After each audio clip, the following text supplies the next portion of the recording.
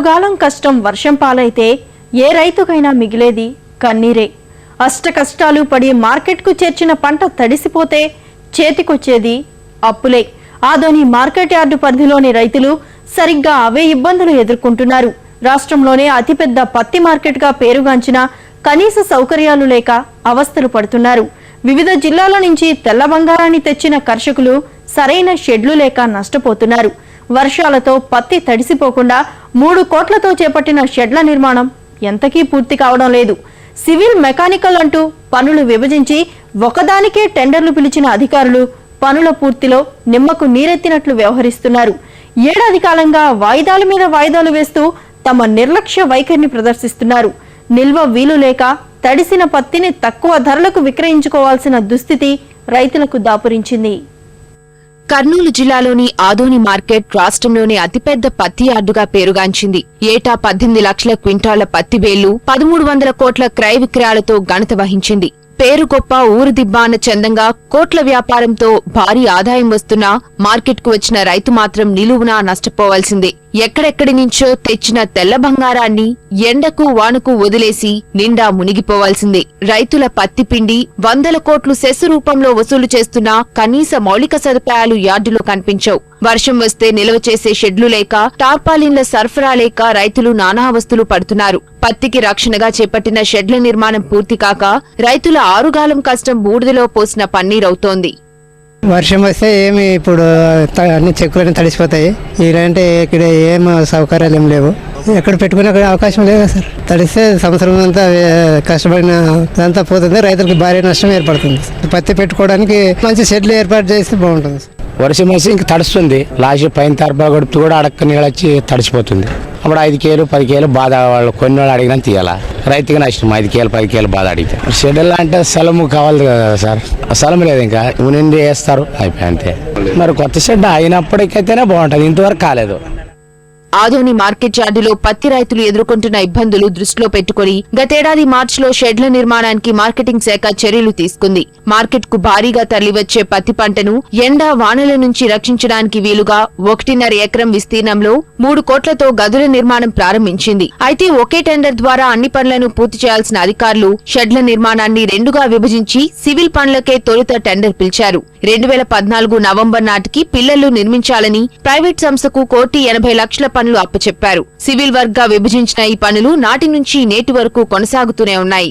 ఏడాది కాలంగా పనులు నత్తనడకన సాగుతున్నా పట్టించుకునేవారు లేకుండా పోయారు. ఫలితంగా అకాల వర్షాలతో పత్తి తడిసిపోయి రైతులు నష్టపోతున్నారు. నెమ్ము పేరుతో దళారులు తూకం తగ్గించి రైతుల కష్టాన్ని దోచుకుంటున్నారు. వర్షాలు వస్తే షెడ్లు లేవు, తార్పలు లేవు. సంవత్సరం అంతా చేసేగిన ఇదే ఇటుకొచ్చి వర్షం వస్తే ఏం లేదు, తడిసి ముద్దవుతుంది. ఇది సంవత్సరం పైన సార్ చేసేదానికి. ఇవద్దు చేస్తాం, రేపు చేస్తామని ఏది చేయటం లేదు. 9 చెక్కులు పత్తి తెచ్చాను సార్. తెచ్చి పోయింది పెడతాము. మాసారికి వాన వస్తుంది, వర్షం వస్తుంది, 10 కేలు తగ్గిస్తుండారు. నానిపోతుంది పత్తి. పెట్టుకున్న షెడ్లు లేవు. ఎట్లా ఒకటి పండించుకుని వస్తాం సార్. వచ్చినాక కింద వేసుకుంటూ కూడా మాకు పెట్టుకునే జోగలు లేవు. చాలా ఇబ్బంది ఉండదు. వానకి అంత ధరలు తక్కువ రాస్తారు. ఇంతే, రైతుకి నష్టమే ఉండదు సార్. రాయలసీమలోని అనంతపురం, కడప, కర్నూలు, ప్రకాశం జిల్లాలతో పాటు కర్ణాటకలోని బళ్లారి, తెలంగాణలోని మహబూబ్ నగర్ జిల్లాల నుంచి భారీగా పత్తి ఆదోని మార్కెట్ కు తరలివస్తుంది. ఇంత పెద్ద మొత్తంలో వచ్చే పత్తిని దాచుకునే వసతి లేక కర్షకులు వర్ణుడిపై భారం వేసి రోజులు లెక్క పెట్టాల్సిన దుస్థితి. షెడ్ల నిర్మాణంలో గడువులు పొడిగింపే గాని పూర్తి చేస్తారన్న భావన కలగడం లేదని రైతులు వాపోతున్నారు. ఎన్నో వ్యయ ప్రయాసలు కోర్చి పంట పండించి తెస్తే ఏటా వర్షానికి పత్తిని కోల్పోవలసి వస్తుందని ఆవేదన చెందుతున్నారు. అధికారులు నిర్లక్ష్యం కారణంగా తాము తీవ్రంగా నష్టపోతున్నామని కన్నీరు పెడుతున్నారు. వర్షం వచ్చినట్టు అది కట్టేసే వర్షం దానట్లు వర్షం నాన్నట్లుంటది. అది ఇప్పుడు కట్టేసాం, రేపు కట్టేసాం, ఇందుకు 3 ఏళ్ళు అయిపోయినది. అది అయిపోతే ఇంకేనాడు అవుతుంది. ఇంకంతే పరిస్థితి. వాన వచ్చినట్టు నానడము, మరి కింటానికి 10 కేజీలు తీసేయడము, మరి వడ్డీ 3 రూపాయలు వడ్డీ పట్టుకునడము, అంత పట్టుకుని కలిసి అంపేయడం వచ్చినంత. తార్పలు కానీ ఎవడు మామే తెచ్చుకున్నాను, పోయి దుకాణంలోకి పోయి తార్పలు మామే తెచ్చుకున్నా, ఇష్టం వచ్చి తెచ్చుకున్నా అనుకుంటే నానిపోవాలా. సోమవారం వర్షం వచ్చింది సార్. చెక్కి 7 కేజీలు తీసేసినారు. అంతే. మన రైతులనే నష్టం చేసే వాళ్ళు మేము మరాంగుంచినారు ఆఫీసులోన. చెట్ల కింద ఏడా సార్ మొత్తం. ఇంకా అది వేసామని వేసామని వేసినారు. ఇంకా సంవత్సరమా, అది సంవత్సరం 2 సంవత్సరాలే. ఇప్పుడు వేసాం, రేపు వేసామని కంటే కడుతూనే ఉంటారు దాన్ని. మార్కెట్ యార్డులో సివిల్ పనులు కొంతవరకు జరుగుతున్నా పైకప్పు, ఇనుప స్తంభాలకు సంబంధించిన టెండర్లు ఇప్పటి వరకు పిలవలేదు. 1,20,00,000కు సంబంధించిన ఈ పనులను ఇన్నాళ్లు జాప్యం చేసిన కారణంగా ప్రభుత్వంపై నిధుల భారం పెరగనుంది. ప్రస్తుతం ప్లాస్టిక్ రేకుల ధరలు పెరిగిపోవడంతో ఏ గుత్తేదారు ముందుకొచ్చే అవకాశం కనిపించడం లేదు. టెండర్ల జాప్యంతో మొత్తంగా పనుల వేగం నెమ్మదించినా అధికారులు మాత్రం అతి త్వరలో పూర్తి చేస్తామని నమ్మ పలుకుతున్నారు. ప్రస్తుతానికైతే సివిల్ వర్క్ దాదాపు 95% కంప్లీట్ అవడం జరిగింది. అక్కడక్కడ ఇంకా ప్లాస్టింగ్ వర్క్, కలరింగ్ ఇంకొక 5% కలరింగ్ మాత్రం మిగిలి ఉంది.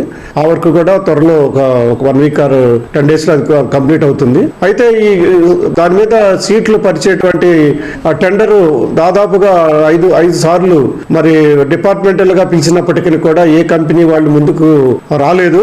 అయితే రీసెంట్ గా ఒక కంపెనీ టెండర్ లో పార్టిసిపేట్ చేయడం జరిగింది. మరి అతను కూడా టెండర్ డిక్లరేషన్ కూడా అయిపోవడం జరిగింది.